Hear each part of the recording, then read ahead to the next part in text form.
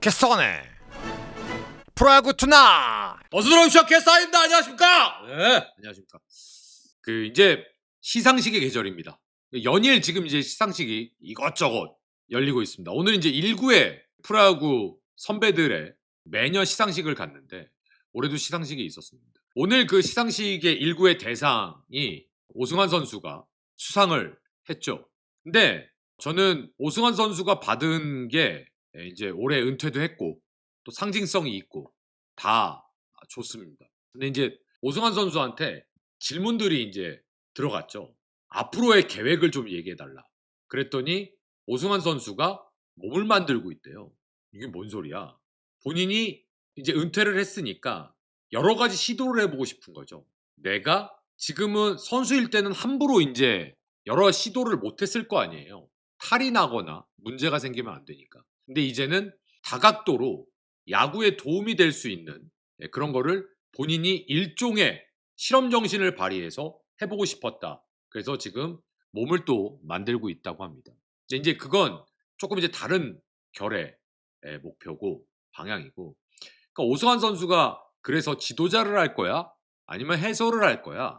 라는 이제 그런 어떤 결정의 부분에 있어서는 사실은 해외 연수를 통해서 지도자의 꿈을 어느 정도는 갖고 있었던 것 같아요. 근데 이제 인터뷰를 보니까 둘째가 생겼기 때문에 외국으로 나가는 게 조금 좀 꺼려진다, 어려워진다라고 했던 거 보니까 아무래도 해외 연수를 먼저 생각을 하고 있었던 것 같아요. 근데 이제 그거는 둘째가 생겼다고 하니까 그거는 약간 이제 가능성이 떨어졌다라고 하면 그러면 이제 방송 혹은 해외 연수 없이 코칭 스텝으로 들어가는 것도 생각해 볼 수는 있겠죠.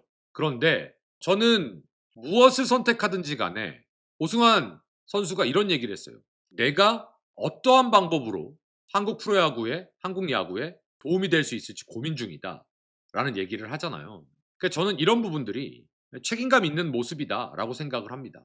두 번째, 이 부분도 한번 좀 짚고 넘어가 보도록 하겠습니다. 김범수 선수에 대한 얘기입니다. 그러니까 제가 예전에 김범수 선수 얘기를 하면서 김범수 선수를 필요로 하는 팀이 꽤 있을 수 있다. 라고 말씀을 드렸습니다.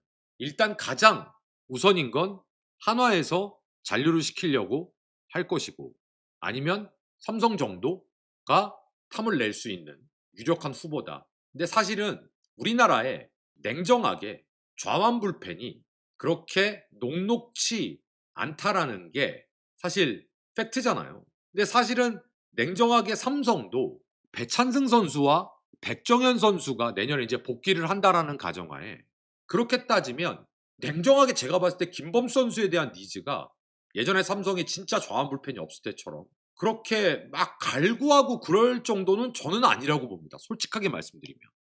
다만 삼성이 진짜 리그 우승을 노린다면 그리고 총알에 여유가 있다면 김범수 선수가 갈 가능성이 꽤 있지 않겠느냐라는 말씀을 드렸는데 냉정하게 따지면 김범수 선수가 지금 생각보다 여기저기서 말이 덜 나오고 있는 이유는 저는 저게 더 맞다고 생각을 해요. 진짜 메이드가 된 거야? 라는 신뢰성. 그게 오히려 더 크지 않겠느냐. 그 다음에 사실은 제가 볼 땐 이영하 선수도 그랬고 작년에 장현식 선수도 그랬고 지금 조금 이름값 있으면 그냥 50억이란 말이에요. 근데 과연 김범수 선수한테도 그 정도의 비용을 지불해야 되느냐? 제가 볼 때는 아니거든요. 미안한 얘기지만 제 기준입니다. 그렇더라도 일단 김범수 선수는 워낙 우리나라의 좌완 불펜이 태부족이기 때문에 저는 30억대는 김범수 선수도 아마 바라고 있을 거라고 생각을 합니다. 근데 팀의 입장에서는 그게 어느 팀이든지 간에 야 30억대도 조금 부담스러운데 20억대 어때? 라고 할 수도 있는 문제예요. 그래서 이게 어떻게 보면 지금 김범수 선수 쪽에서 생각하고 있는 액수대와 구단들이 생각하고 있는 액수대가 좀 괴리감이 있어서 그럴 수도 저는 있다고 생각을 해요. 그래서 그런 괴리감이 생각보다 크게 되면 이거는 아무래도 시간이 좀 걸리는 문제죠. 자, 이제 비슷한 이유로 조상우 선수 얘기를 좀 해보겠습니다. 조상우 선수가 트레이드가 돼서 왔는데 그 조상우 선수가 예전 같았으면 무조건 불펜 FA로 1호로 계약이 됐을 가능성이 매우 높습니다. 예전 같았으면. 그런데 지금 조상우 선수는 기아에서도 뭔가 삐거덕거리는 그런 느낌입니다. 왜? 현실적으로 구속 구위가 많이 떨어졌어요. 그러다 보니 예전처럼 조상우 하면 생각나는 그런 확실함, 스토퍼의 역할, 그리고 그 정도의 구위는 제가 봐도 아니거든요. 냉정하게 예전에는 조상우 하면 리그에서 넘버 1, 2, 3 안에 들어가는 필승조 혹은 클로저 후보였으나 지금은 아닙니다. 냉정하게 저는 올해 조상우 선수 굉장히 많이 불안했다라고 생각을 합니다. 그래서 조상우 선수 역시 약간 괴리감이 있을 가능성이 전 높다고 봅니다. 조상우 선수 입장에선 내가 그래도 이만큼의 퍼포먼스를 여태까지 쌓아온 투수인데 팀에서 만약에 제시한 금액이 들어갔다면 기아에서 이 금액은 말이 안 된다. 내가 생각하는 기준과로 평행선을 가고 있을 가능성이 전 매우 높다라고 생각을 합니다. 그런데 조상우 선수가 폼이 전성기였었고 굉장히 좋을 때였으면 말도 안 되죠. 여기저기서 막 조상우 선수한테 딜이 들어갔겠죠. 근데 지금 여기저기에서 딜도 없는데 기아에서도 만약에 조상우 선수 측에서 생각하는 금액과 괴리감이 있는 금액이 제시가 된 거라면 이건 조금 전에 말씀드렸던 김범수 선수의 케이스와 비스무리할 가능성이 전 매우 높을 거라고 봅니다. 왜냐하면 예전 같지 않잖아요. 근데 거꾸로 김범수 선수는 오히려 올해 상타를 쳤고 조상우 선수는 올해 거의 뭐 폭락까지는 아니지만 하얀 곡선을 그리는 그런 모습이었기 때문에 두 선수의 입장 차는 미묘하게 좀 다를 수 있다는, 구단에서 접근하는 그런 스탠스가 비슷할지라도 선수의 입장 차는 분명히 있다. 김범수는 그래도 조금 좀 조상우 선수에 비하면 상대적으로 좀 유리한 위치에 있는 게 아닌가. 그래서 저는 조상우 선수는 조금 좀 더 힘들지 않을까 싶어요. 올해 그 계약하는 그 모양새가 잘하면 해를 또 넘길 수도 있지 않을까. 그리고 또 조상우 선수 A등급이죠. 그러니까 이런 것들이 조상우 선수가 팀을 옮기는 데는 좀 더 불리한 입장이 돼 있겠죠. 지금 이제 기아는 어차피 솔직히 툭 까놓고 어차피 지금 최용우 선수 놓쳤죠. 박찬호 선수 놓쳤죠. 조상우 선수 뭐 안 잡는다 그래갖고 무슨 팀이 어떻게 되는 것도 아니고, 그렇다고 예전처럼 조상우 선수가 막 어마무시한 위력을 가지고 있어서 절대적인 포지션을 차지하는 것도 또 아니고. 그래서 제가 봤을 때는 조상우 선수에 대한 기아에서의 금전적인 어떤 혜택을 조상우 선수가 득하기에는 지금은 돌아가는 모양새가 절대 조상우 선수한테 유리해 보이지 않는다. 자, 이어서 기아 얘기를 오늘 조금 더 한번 해보도록 하겠습니다. 가장 중요한 부분 중에 하나는 전 이거라고 생각해요. 막말로 얘기해서 최용우 선수가 빠진 자리는 그나마 다행입니다. 지명타자기 때문에 포지션 플레이어로서 어느 수비 위치를 누군가가 대신해야 될 어떻게 보면 매우 중요한 부분이 부담이 없어요. 즉 지명타자 자리는 현대 프로야구에서 어떤 특정 선수 한 선수한테 가는 것보단 여러 선수가 관리 차원에서 들어가는 그런 이제 자리가 되고 있습니다. 그리고 실제로 최용우 선수는 수비 포지션으로서 차지하는 비중이 거의 없는 선수였기 때문에 사실은 타자 최용우는 빠져나간 게 분명한 마이너스지만 포지션 플레이어로서 최용우 선수가 빠져나간 자리는 저는 전혀 영향이 없다라고 생각을 합니다. 그런데 박찬호 선수가 빠져나간 자리는 얘기가 달라집니다. 박찬호는 기아에서 대체불가 유격수였습니다. 그러니까 제가 대체불가라고 하는 건 박찬호 말고 유격수를 볼 만한 선수가 없다라는 게 아니라 기아에서 박찬호만큼의 완성도를 갖고 있는 유격수는 지금 현재 없습니다. 예전에 박찬호였으면 아이씨 빠따는 별로였으니까 냉정하게. 근데 이젠 지난 3년간 빠따도 2할 9푼대를 평균으로 거의 찍어놨습니다. 그게 영양가가 있던 없던 일단 숫자는, 그리고 수비는 뭐 제가 늘 얘기하지만 대한민국에서 둘째 가라면 서러워하니까 게임을 풀어나가는 데 있어서 주전 유격수, 그것도 메이드가 된 유격수가 있고 없느냐는 그 팀의 순위가 한 2단계까지도 차이가 날 겁니다. 유격수는 그런 자리예요. 자, 그러면 아시아 쿼터를 내년도서부터 시행을 하는데 혹시 기아가 유격수가 가능한 풀타임으로 경쟁력 있는 아시아 쿼터 유격수를 데리고 올까? 그러면 이제 일본 야구겠죠. 그런데 호주 출신의 선수를 테스트를 했었대잖아요. 저는 유격수 포지션은 외국인을 갖다 놓는 순간 거기는 악순환의 시작이라고 저는 생각을 합니다. 유격수가 들어와서 잘해도 문제, 잘못하면 더 문제예요. 외국인 선수는 말 그대로 이런 표현을 이제 쓰지 않는다고 하는데 용병이에요. 그 용병이란 건 뭐예요? 내가 여기랑 계약을 했어. 5라는 숫자로 계약을 했어. 올해 잘했어. 그랬더니 저쪽에서 15를 주겠대. 그럼 가는 게 용병이에요. 그러면 기존의 팀은 얘가 갔으니까 또 다른 외국인을 찾던가 아니면 그때 가서 또 국내 선수 가지고 고민을 해야 됩니다. 그래서 어떤 결과가 발생되냐면 그 선수한테 끌려다니는 모습이 돼요. 갑을이 완전히 바뀌게 되는 거죠.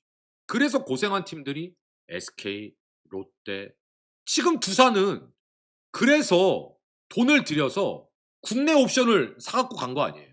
4년 동안 넌 우리 팀이야. NC는 그동안 유격수가 있었나요? 마땅한 유격수가? 없었잖아요. 그래서 뭐를 했죠?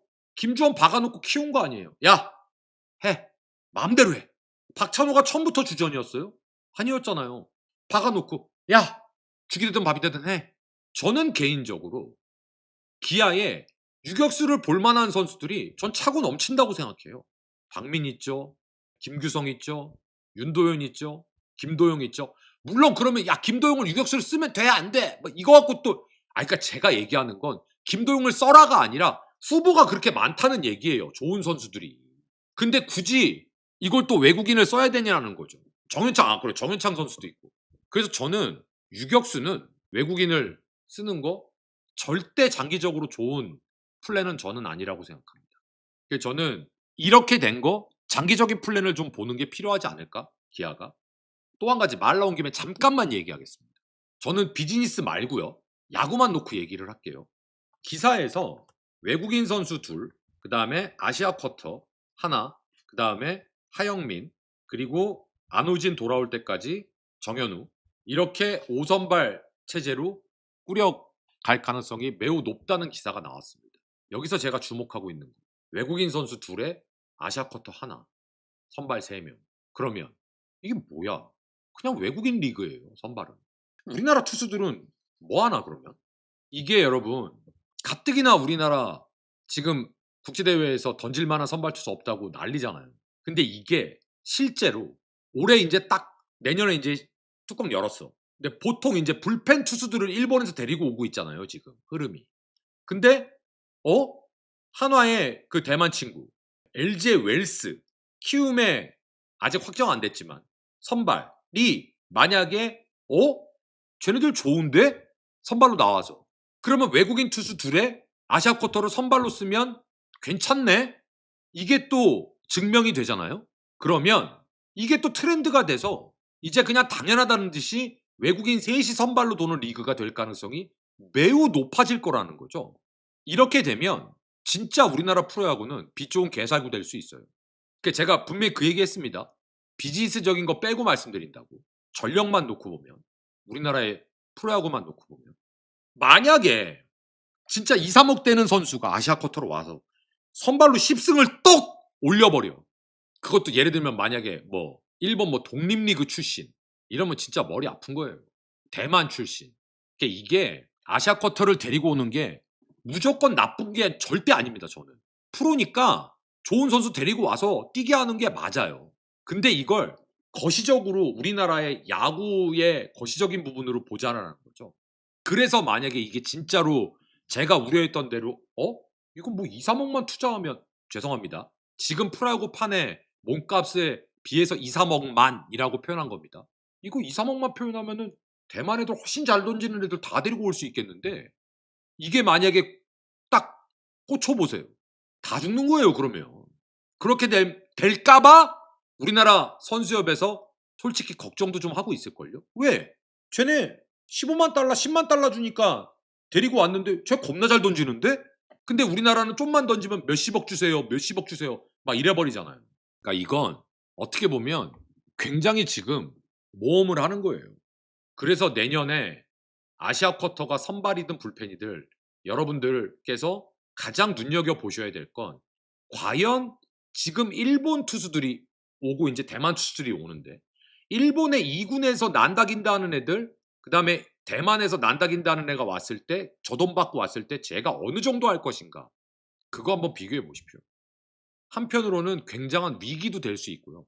한편으로는 다른 또 교두보가 될 수도 있습니다. 과연 어느 쪽으로 될 건지 한번 지켜보시자고. 저는 그래서 아시아 쿼터가 매우 궁금합니다. 어떤 결론이 날지. 자, 오늘 마지막입니다. 내일 이제 골든글러브가 시행이 됩니다. 근데 최영우 선수가 만약에 지명타자로 받으면 좀 받을 거라고 봐요. 삼성 소속으로 받습니다. 근데 최영우 선수를 떠나서 양의지를 잠깐 보시면 2014년, 15년, 16년, 18년, 19년, 20년, 22년, 23년 포수 부분 21년 지명타자 총 9번을 받았습니다. 이번에 받으면 10개째입니다. 근데 제가 봤을 때 또 받아요. 포수 양의지, 지명타자 최영우 받았어요. 그냥 저거 받았어요. 1루수 누구야? 또 우리 또 쌍둥이들 또 오스틴 어쩌고 또 해 또. 오스틴이 임플란트야. 디아즈. 자 뛰어! 편집자 뛰어! 디아즈 뛰어! 2루수 잘 들어. 민자이! 신민자이 뛰어! 뛰어! 3루수 송성문 뛰어! 뛰어! 자 유격수는 조금 표가 좀 갈릴 거예요. 조금 갈릴 건데 그래도 여기 김주원 뛰어! 김주원 뛰어! 자 다음 외야 3명입니다.